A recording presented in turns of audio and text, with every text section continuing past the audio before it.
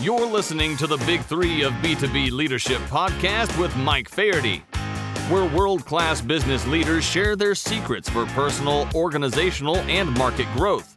Gain powerful insights from industry leaders that have been tested by the fire. Hey everyone, my name is Mike Faherty, and I'm your host today of the Big Three of B2B Leadership. Today I have the pleasure of being joined by Chris Kenton. Chris is CEO and founder of Social Rep. He's a thought leader in the area of social media selling, and in particular, his focus has been on the technology market, I think, for the bulk of his career. So we'll talk a little bit about that. I'm really excited to have Chris with me today. Welcome, Chris. Thank you. Glad to be here. Awesome. Well, look, I want to talk about social selling. I want to get into your company, Social Rep, and learn a little bit more about what you guys do, because I think it's really, really interesting.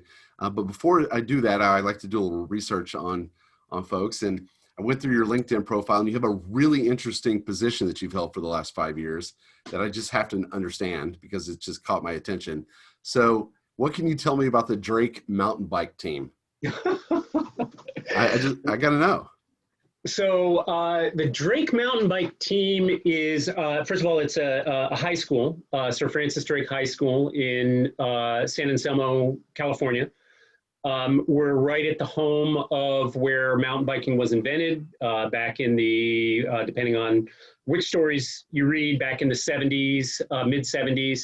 A lot of the leading lights of mountain biking, people like Otis Guy, Gary Fisher, Charlie Cunningham, Joe Breeze, they're all locals and neighbors. And I actually wound up not knowing it, but I bought a house right at the bottom of the hill where mountain biking was invented, the famous Repack Trail. And I was out raking leaves before Thanksgiving, right after we moved in, and didn't know that the largest unorganized mountain biking ride in the world has been going on for about 45 years. That goes down Repack and celebrates the birth of mountain biking. It goes right down my street. And so I was out there raking leaves and saw about, I don't know, maybe somewhere between 800 and 1,000 mountain bikers going by my house, and went out the next day and bought my first mountain bike. And I've been mountain biking ever since. So, so it's fantastic. It keeps me fit, keeps me out on my bike, introducing kids to mountain biking. And the team itself, we've got 9 state championships. So it's a very competitive team. It's larger than the football team, much to the chagrin of the football coach. It's great. Fantastic sport. That's awesome. Well, what a cool story. I knew there had to be something to it. It just caught my attention. That was a new one for me. So I wanted to ask you about it. So thanks for sharing that. So how did you first become interested in marketing? Where did that start for you?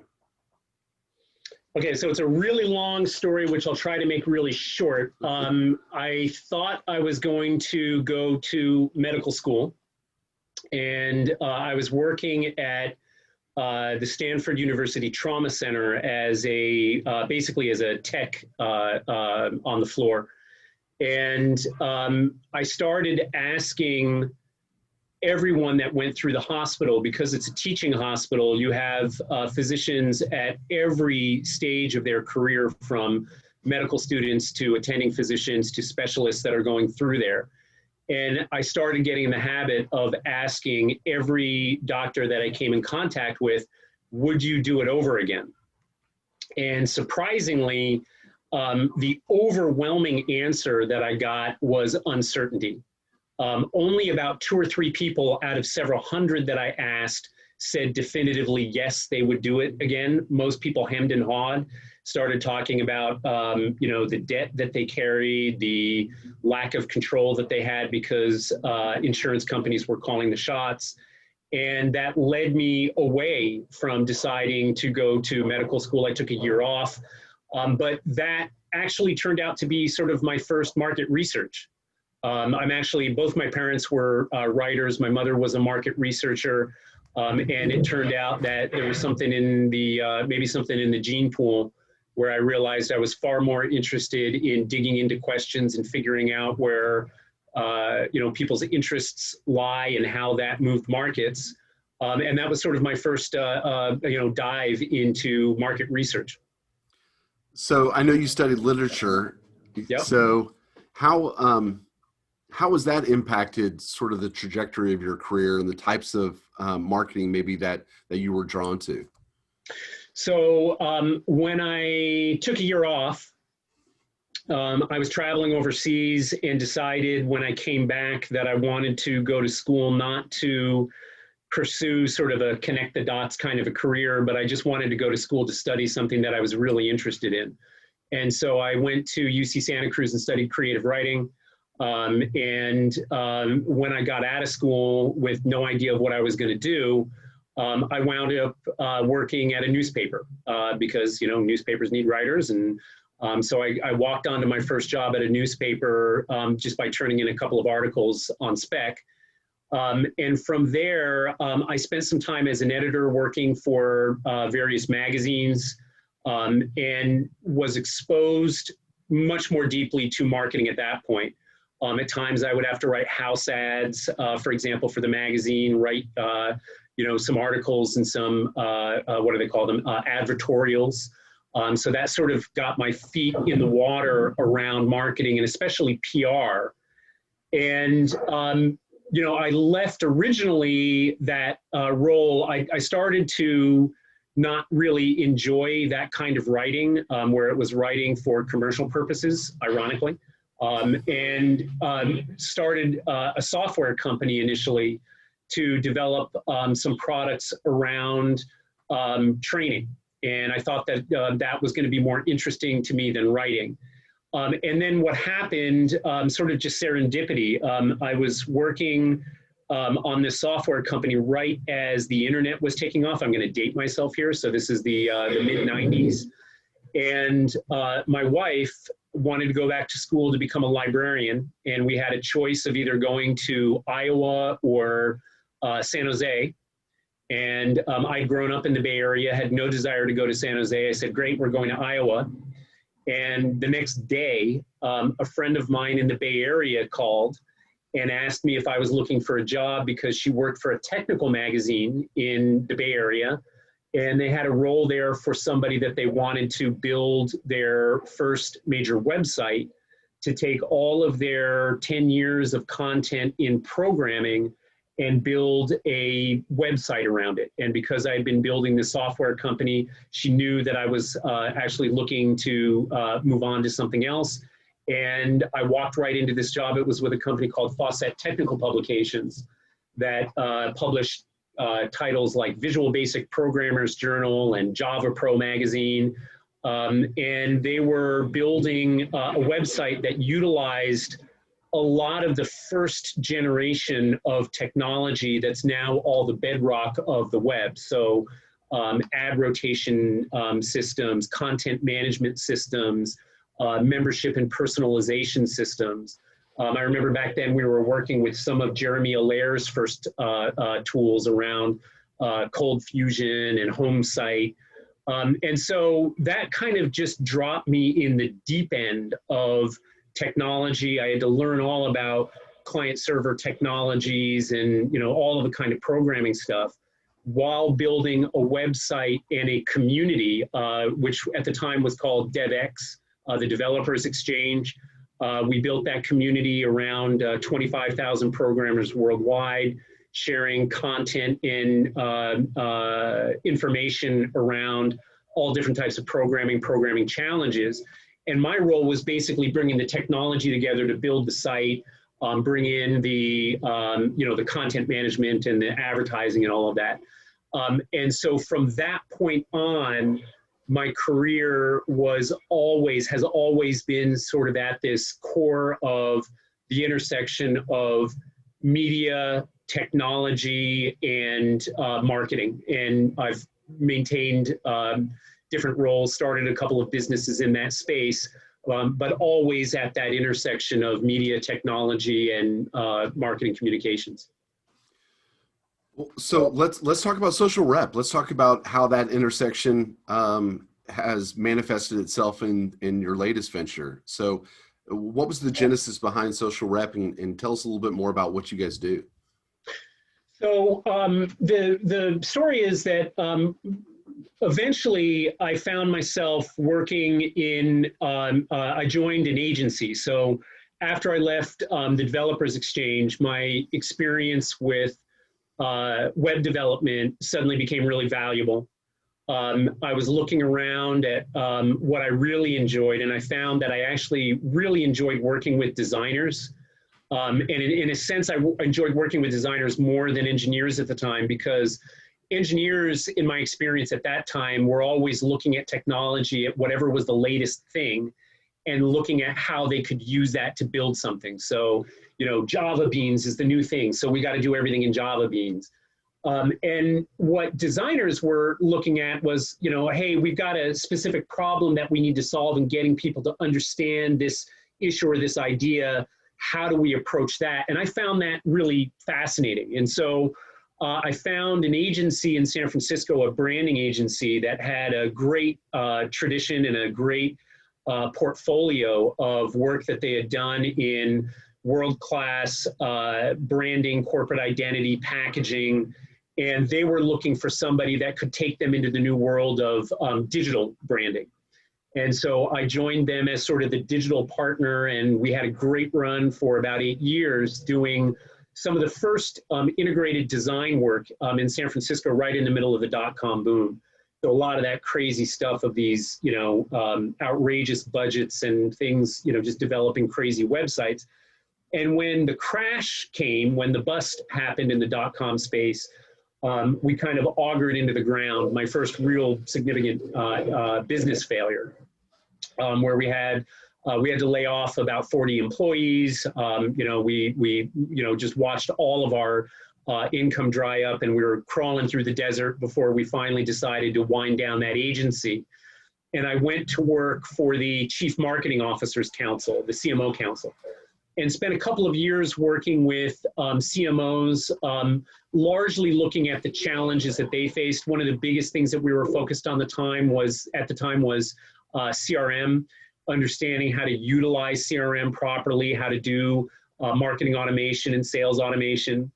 And while in that role, I was getting really frustrated with marketers overall, where it felt like a lot of the focus in these big summits that we would do was more on where's the next job opportunity, as opposed to really understanding the challenges that marketing was facing.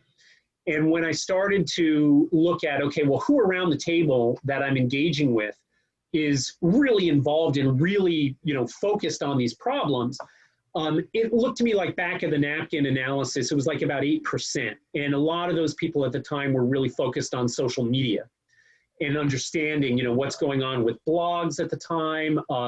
LiveJournal, Blogger, TypePad were emerging platforms at that time. People were really excited about what they could do with blogs. And so I left the CMO Council initially to start an agency again, focused on social media. And so we went out to work with companies like Motorola, Sony were some of our first customers. And initially, I thought we were just going to be a services company. But what happened was we started to see that we could come up with great conceptual strategies about social media. That, hey, you should have a blog, you should talk about these things on your blog. But what we were missing was really robust data that would give us insight into where their customers were on social media. And all of the data was coming out of really only 3 sources at that time, those 3 sources that I mentioned, Blogger, TypePad, LiveJournal, where the firms like Nielsen Buzzmetrics and TNS Symphony, some of those early companies that were doing metrics on social media, were really only getting that data from an echo chamber of these very limited sources where they were crawling this data. And so we started to go out and look for where is the data that would help us. For example, when Motorola told us that they were getting their lunch money taken away by Nokia in working with developers, because Nokia was developing a much tighter relationship with developers than Motorola was. our first question was, okay, well, where are developers hanging out? What are they talking about? What are the issues that they're concerned about? And long and the short of it, we couldn't get access to that information. We couldn't find that information. And so that launched us off in the direction of starting to develop our own technology. We started developing our own crawlers. We started working with things like what we call elastic crawlers to try to zero in on the content that would give us insight that we could then take back to Motorola as strategy. And that was sort of the genesis of Social Rep, was that need to get data. And for the first 5 years of our existence as a business, we really focused just on the intelligence piece, on developing crawlers, developing algorithms to mine crawlers. We got a patent on our algorithm and technology for how we score content to identify signal in the noise. And that was really where we got started, was trying to solve that problem of how do you mine relevant and actionable insight from social media data in order to inform strategy. And what happened that led us to where we are today, we spent years in partnership with companies like PwC and Deloitte, focused just on the intelligence piece. And over time, what we realized was developing a paper brick of intelligence that goes to the strategy decision makers and winds up sitting on the desk of a corner office for months at a time. Maybe those insights would, by osmosis, at some point work their way into actual product development. And what we started looking at was, well, hey, if we started to pump the intelligence that we're gathering directly to the front line of sales, so that, when we're looking at salespeople who are having a conversation about security, as the example I always use, we would listen to these guys who are selling security, literally having conversations with customers that sounded like, hey, everybody needs security, you need security, we sell security, how much do you need and how soon do you need it? We could change that conversation to, oh my God, did you see what happened to Home Depot last week? They lost, a bunch of customer data. If a company with the resources they have can't protect themselves from this threat, then this is a threat for you too. How do we make sure that you're not exposed to this threat? And that really changed the trajectory of our company to where we are today, which is really focusing on our metric is what we call insight to revenue. How quickly can you identify some opportunity, risk, threat, advantage by mining information in the marketplace, primarily through social media data, and turn that into an insight that actually drives product development, outreach, sales conversations, so that you can make a move in the marketplace faster than your customer. And that's what we've resolved on today. So what do you think business leaders today need to know about social selling? This idea of using social as a platform, as a medium for engaging customers that maybe they don't appreciate right now. Well, I mean, that's an easy layup in the sense that we've been saying this for a long time, that social media is not your traditional advertising media. And that argument has been made in many different ways for many years. Initially, the discussion was you don't own your brand. That was kind of the first shot across the bow of business leaders, that in these social media discussions, your customers and prospects are having conversations about your brand that you don't control. And that was sort of the first aha that, hey, this is something different.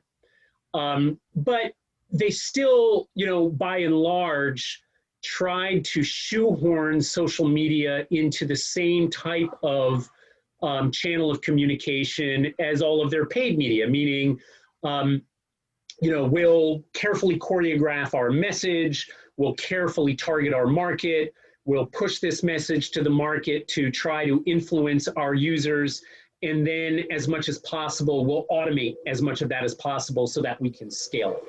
And that led to a lot of things like social syndication, for example, where companies would say, hey, we'll create a canned feed of posts that tell the story you want to tell, and then we'll get all of these people to sign up to your feed so that they can turn over their Twitter feed into a billboard for your message. Whatever you tweet will automatically go out to their tweet and will amplify your brand. So now you're being talked about everywhere. The problem with that is that as attractive as that is from the standpoint of, hey, now we control our message, we can scale it, we can automate it, we don't have to worry about training somebody to say what we want them to say, and we can put all of this on autopilot to scale. That looks really attractive to business leaders because it's cheap and it appears to be effective. Unfortunately, it doesn't work. And it doesn't work for a whole lot of reasons. And one of the key reasons is that one of the first ways that people zero in on that content is through search. They're looking for something. And so they search, let's say on Twitter for, cloud migration. And if you've been syndicating out this feed through all your partners, for example, we do a lot of work in the channel, and your partners are all tweeting exactly the same thing, then the first thing they see in their search results is these identical tweets, the same thing over and over and over and over again, coming from different partners, different brands, and it becomes immediately apparent to that user that there's no one there, that this is just a bot that is pushing this stuff out. And that's a problem not only for the brand, it's a problem for the partners because there's no differentiation among the partners. They all look like they're just being a sock puppet for these different brands.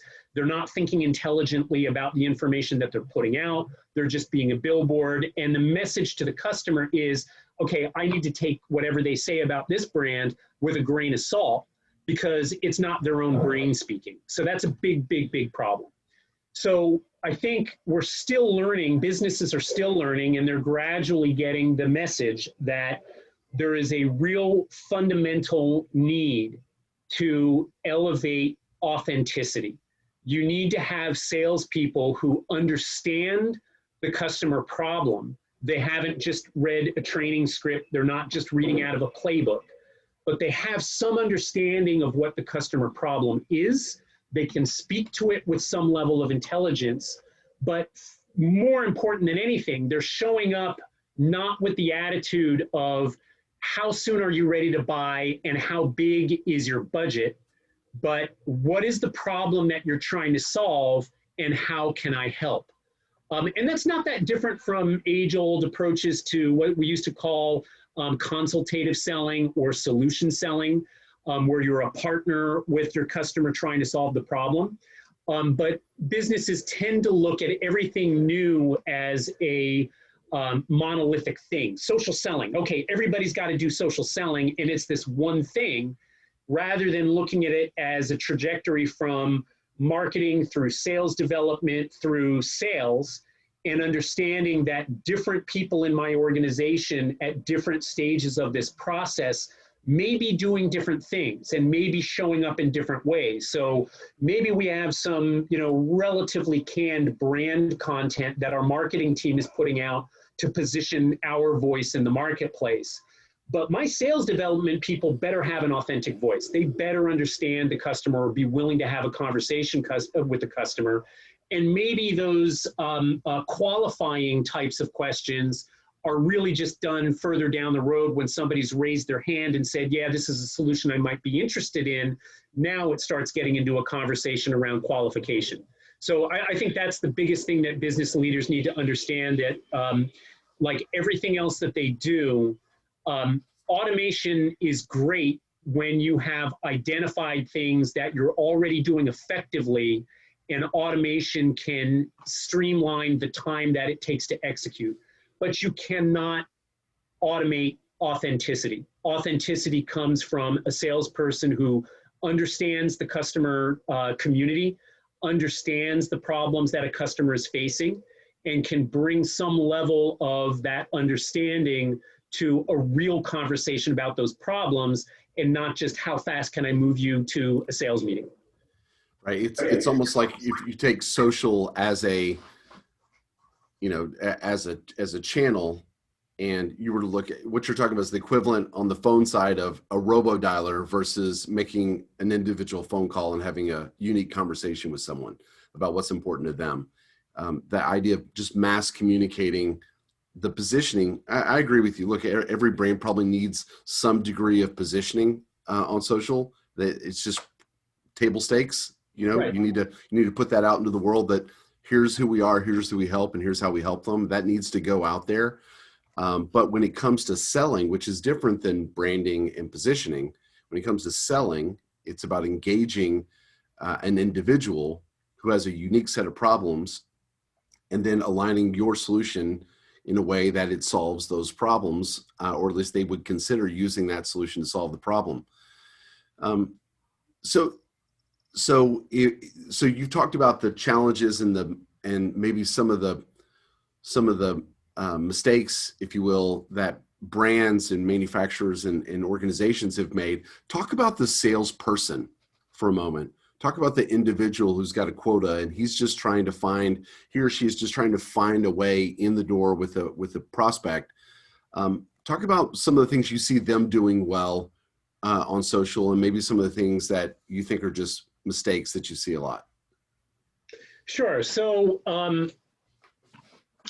it's a very heterogeneous space. So, we're working with people that are at all levels of the age and experience sort of spectrum. Mm-hmm. I think it's surprising to me to see that there are people at all levels of that spectrum that have different attitudes and approaches to social media. So we see very senior people that are great at social media, despite people expecting them to be, you can't teach an old dog new tricks. Well, real understanding of customer problems is not a new trick, right? The technology might be new, but really understanding how to engage a customer is not new. Where we see a difference on the age spectrum is that younger salespeople are certainly more native to social technology. And so they know intrinsically that they can actually engage with people on places like Instagram, for example, that other people may just be going, well, that's just where I post pretty pictures, and not realizing that there are ways to engage people with that type of media. I think in terms of tactics and effectiveness, that's also a spectrum. Certainly we see salespeople who show up just saying, okay, well, show me how this tool is going to get me some leads right away. Probably not the best way to start out. But where we see people being effective in social media is really focusing on how do you meet customers where they are and start a conversation. A lot of people try different types of scripts. We see that all over LinkedIn right now. We don't see that working all that well. Where we see tactics working well are often around starting discussions. So choosing, let's say, a news piece about, well, let me give you a current example. So there's a lot of discussion right now around obviously security. Everybody's talking about security, but in particular, there's concern that leading up to the presidential election and the transition of power in January, there are signals that there are going to be some more concerted efforts at ransomware attacks, that there's going to be a lot more vulnerability to ransomware attacks. And in particular, a lot of that is focusing on the healthcare space to try to disrupt healthcare. So being able to, number one, track those types of trends as a salesperson, be interested in what's going on for your customer community, read the sources that your customers are reading, and understand the signals that they're seeing, and then choose one of those articles that's talking about that. Don't just post it to LinkedIn and say, this is a great article that you should read, but take the time, the 3 minutes it takes to read that article, to find something of interest in that article that you can call out and say, how are you experiencing this? That's a conversation starter. Saying this is a great post. Same with comments. If you just go into a comment and say, well, this is a great post, there's nothing for really anyone to say to that. It's like, okay, well, thank you. You noticed that I wrote a great post. Instead, if you try to dig into that to see, well, what's interesting here and why is this interesting? What's different? What's changing? How does this impact people? That's a conversation starter. And so that's what you're looking for. And what I see a lot of people talking about, trying to engineer these to get as quickly to the how much are you going to buy and how soon, right? Okay, we'll do a conversation starter, but we're going to try to engineer it to get as quickly to there as possible. You got to put that out of your mind when you're starting out in social media. You have to not be trying to figure out, okay, I really want to ask in that first moment, can I get you on a sales call? Can I get you to do a meeting?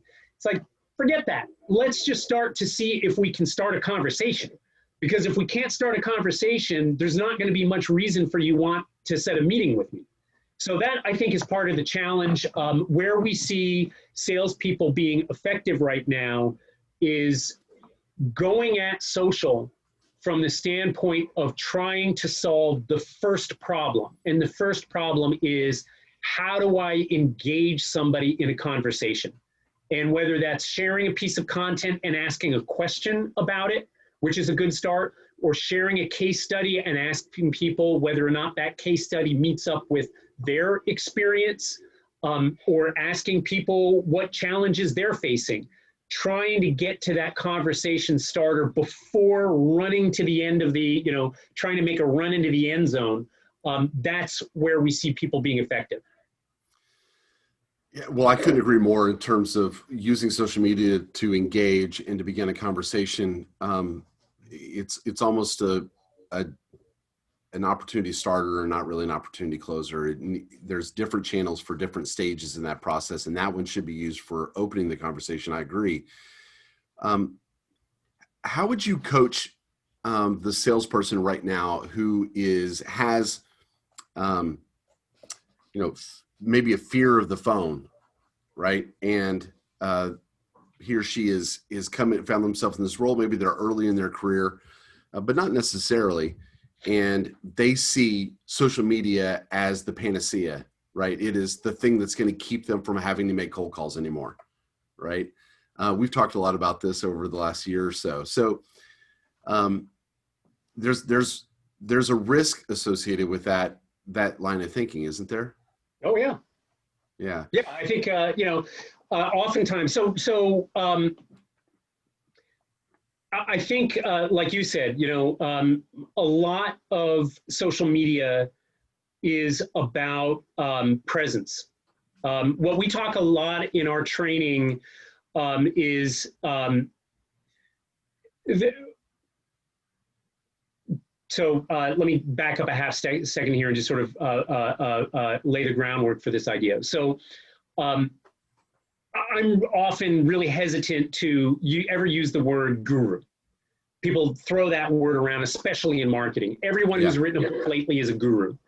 And our attitude has far more been around the need for geeks more than gurus, because the idea of the guru is they always have an answer. They always have an answer for whatever it might be. Whereas a geek is somebody who's looking to try and figure out a problem. And we need a lot more geeks in marketing, looking at things as trying to figure out problems rather than having an answer. But what's interesting to me about the use of the word guru is that it conveys absolute trust from the market community in whatever that person has to say. And so we started looking at that as a way of understanding, well, what are sort of the pillars of that trust? When somebody says, oh, this guy's a guru, and everybody's going to go, okay, we're going to listen to whatever this guy says. Well, what are the pieces of that that make that social trust? And what we finally resolved on are three pillars of social trust. One is knowledge. Does this person have an understanding of the domain where I have a problem? And if they have an understanding of that domain, then they deserve my trust for that understanding. The second is what we call presence, which in social media is just showing up in a way that effectively communicates the value that you can bring to that conversation. So that means being present on LinkedIn, being present on probably on various Facebook groups where there are professional discussions going on, probably in some groups on places like Reddit, on other, maybe Spiceworks in the technology channel. But often a strong component of that presence is what we refer to as cadence, which is consistently sharing content in a voice that communicates your value to the community. And that's something that usually is a journey. People find their voice, they try sharing different things. Maybe they try sharing humor, maybe they try sharing some 30-second videos. They're trying to find what works for them and what resonates, which is great. Try different things.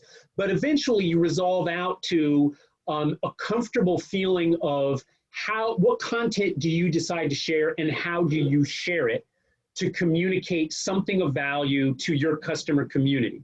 That's the presence piece. And then the third piece is what we call authenticity. And authenticity is simply sort of the demonstration of your shared interest with your customer community.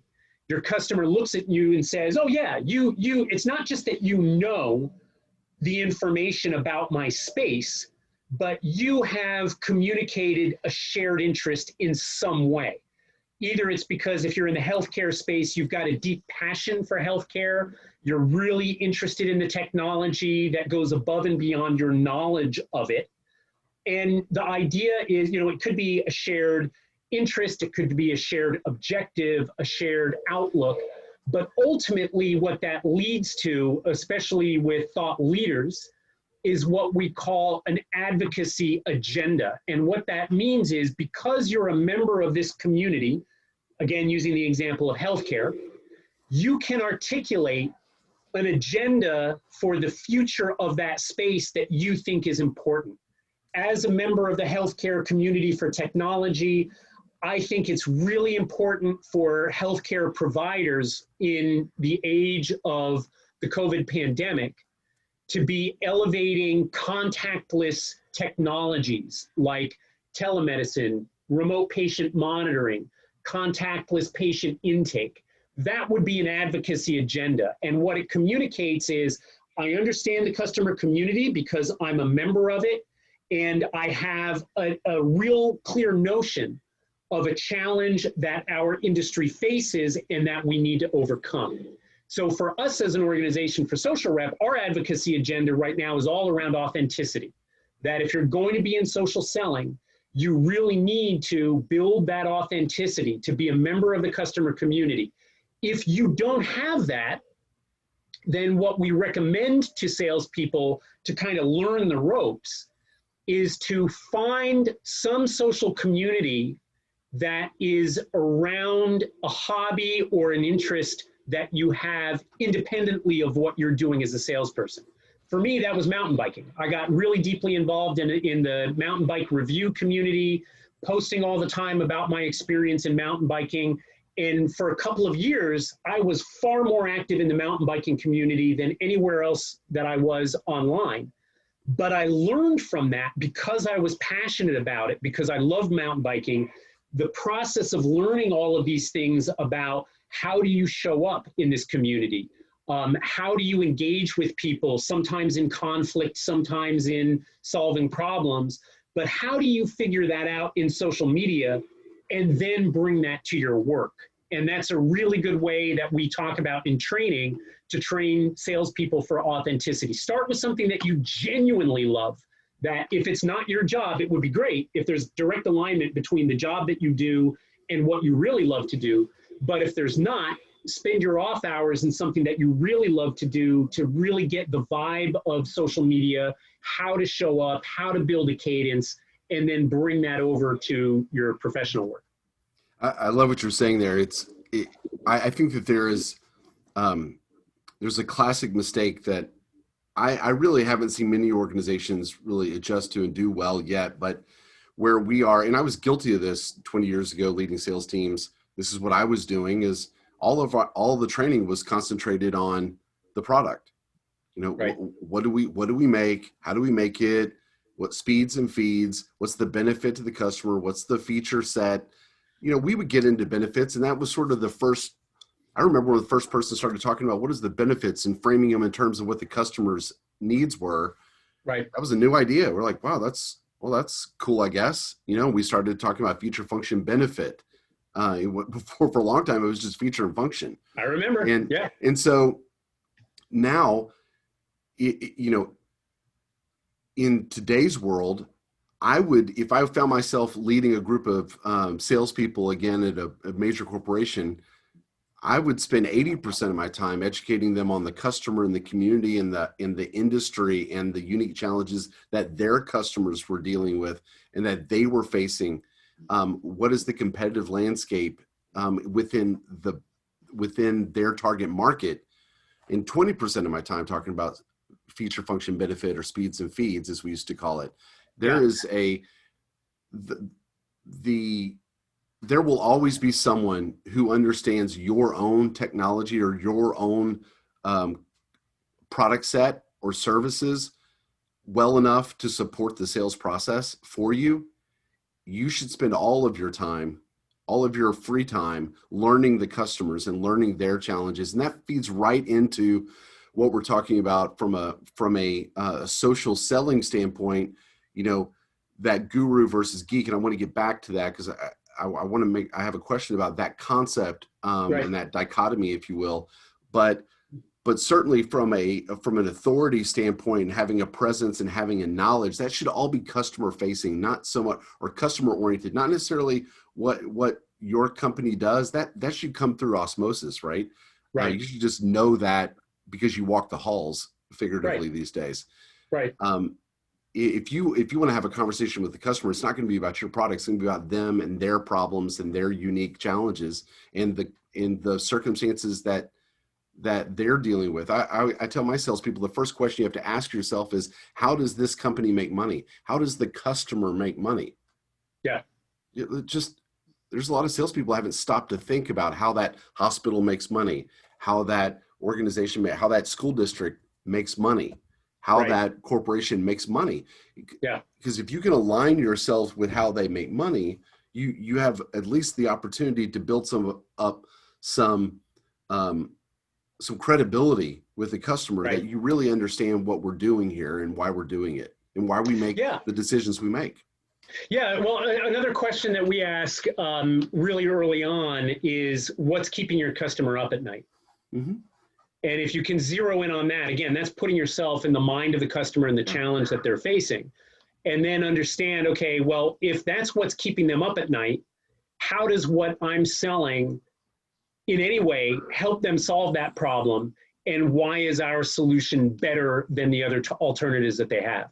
That, you know, coming from a marketing agency background, one of my biggest gripes about marketing overall is that it is so massively complex as a student of marketing. You know, the 4 Ps and you could just get down into the weeds into all of this incredibly complex stuff. And I used to collect the frameworks that different agencies would use. And when I put all of these things together, I wound up with like this 10-page document of questions that you would have to ask in order to zero in positioning.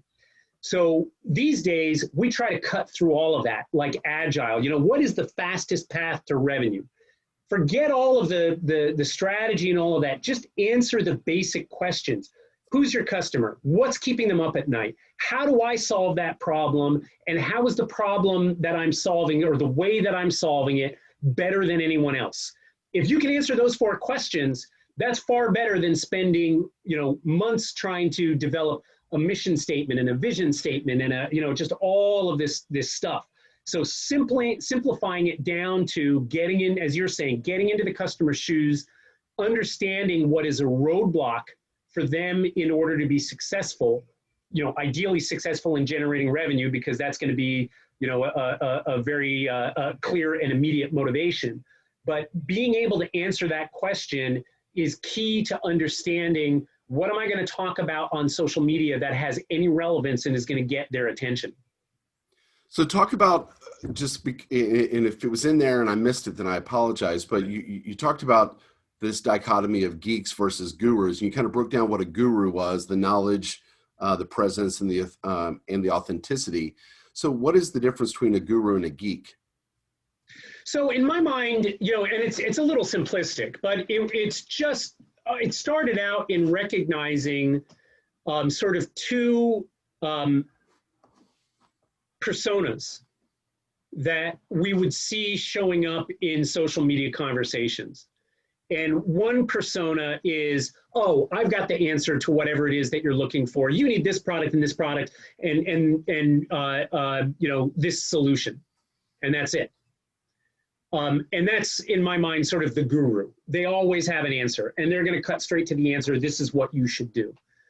The geek approaches it by trying to understand, well, what really is the heart of the problem that you're asking? And what are the ways that we could possibly get at a solution? And what in our, in assessing those paths to a solution, how would we understand what's the best way to get there? So it's just a different mindset. And so in what we've found in social media is that people who show up as a geek are far more likely to drive engagement than people that show up as a guru. A guru will get likes, great comment, great comment, great comment. Okay, I got some metrics that say that I got X number of likes, and maybe that's going to drive up my social media score or my social selling score. But the guy who's saying, well, wait a minute, what are you really trying to solve? Because we could look at it this way and this way and this way, that opens the door for dialogue. And so for me, 90% of my really productive social selling activity on a place like LinkedIn never happens in public. It happens when I've been having a conversation on some thread somewhere where we've been going back and forth about trying to solve a problem. And then somebody who was watching that thread DMs me and says, hey, I was looking at that. Can we get on a call and have a conversation about that? That to me, you see all these people, worried about how everything is showing up in public. A lot of the best stuff is going on behind the scenes. So showing up and showing that, hey, number one, I care enough about this topic to show up and engage in the conversation and not just try to show up and say, hey, look, I've got the answer. That communicates something to people who are looking for somebody to help them walk through a problem. And then being able to contribute to that conversation meaningfully displays your knowledge so that they know that, okay, not only is this person willing to have a conversation to take the time, but based on what they're sharing here, they've got some interesting insights, and I want to dig in more. So that to me is usually that's the sweet spot, is when somebody sees a conversation that you've been having and then DMs you and says, I'd like to have a conversation. Can we get on a call? Right. So the guru is about the answer. The geek is about the question. Mm-hmm. And looking at, and I think that's, that's been my experience as well. The questions always start better conversations than the answer. Right. Right. In fact, I teach salespeople to don't give the answer, not until we're way far down the line. Just keep asking questions, because there's power in asking good questions, and you can demonstrate authority and credibility by asking the right questions. Right. And it's an easier way to receive information through questions, through thoughtful questions, than it is to be told something. And you're making me laugh because I just had this conversation with my wife last night. And I think this is a total guy thing, right? Where a guy hears the first part of a sentence and is already jumping to the solution, right? And so my wife was telling me some story last night and I immediately jumped to, what I thought the conclusion was. And she's just looking at me, would you let me finish? Because where she was going was actually somewhere different. And I think that is, it's an impulse when you're involved in a space and you think you know where it's going to jump right to the answer. And I think you're absolutely right, is you've got to resist that impulse, not just from a tactical or a strategic reason, but because you don't know that you have all the information. Yeah, well, I'm comforted to hear you had that conversation with your wife because I have it a lot. So I need to take some of my own medicine and slow myself down and ask more questions. That's for sure. I'm sure she would second that. I think she'll give this podcast 5 stars. All right. Well, look, Chris, this is an awesome conversation. Thank you so much for joining me today. What's the best way for people to get in touch with you if they want to get to know you or to learn more about your company? So certainly I'm on LinkedIn. I'm accessible on LinkedIn and just look me up as Chris Kenton. I'm also on Instagram. If you want to see what my real life is like, and I'm at Chris P. Kenton on Instagram, and both of those are easy ways to engage, and I'm certainly happy to talk shop all day long. That's awesome. Well, thanks for sharing your insight with us today about social selling and your experience and your journey, how you got to social rep. And I think it's fascinating. I know I made some notes and I took some things away from our conversation today. So thanks for that. Look, we'll include John's information in our notes that we will post along with this show on our site. If you can find us at prosalesconnection.com/podcast, and you will find a backlog of all of our podcasts along with the show notes and how to reach any of our guests. So take a look there and reach out to Kenton and Chris Kenton and connect with them on LinkedIn as well. Look, before I wrap up, I want to take a minute just to thank everyone who's started to follow our podcast. We've been at this for a few months now, and it's exciting to see the momentum that's building. And it's inspiring for me and the rest of our team here to continue to try to find great people to have conversations with. If you like what we're doing, I'd be grateful if you could give us a 5-star rating on iTunes or your podcast app. Just take a few seconds to give me some love, and that will have a huge, huge impact on people's ability to find this podcast, because I think we're sharing some really great conversations. And just to show you guys how much I care and appreciate that, at the end of the week, I will select one of the people that have made a comment and given a review, and we'll do a 30-minute marketing coaching session. We'll kind of do whatever that's important to you. We can look at your website, look at your messaging. We can talk about your sales and marketing process, your social media strategy, whatever's important to you. I'll spend 30 minutes with you and answer as many questions as we possibly can. So thank you again, everyone, for joining. And thank you again, Chris Kenton, for being our guest today. And remember that when B2B companies are growing faster, they're usually focused on the big 3 of B2B leadership. Thanks. Have a great day. Thank you, Mike. Pro Sales Connection is a sales and marketing firm that has been helping B2B companies grow faster since 2009. Learn more about our proprietary fastest path to revenue process for B2B companies. Experiencing the possibilities begins with a short 15-minute call. Schedule yours at www.prosalesconnection.com and click Get Started.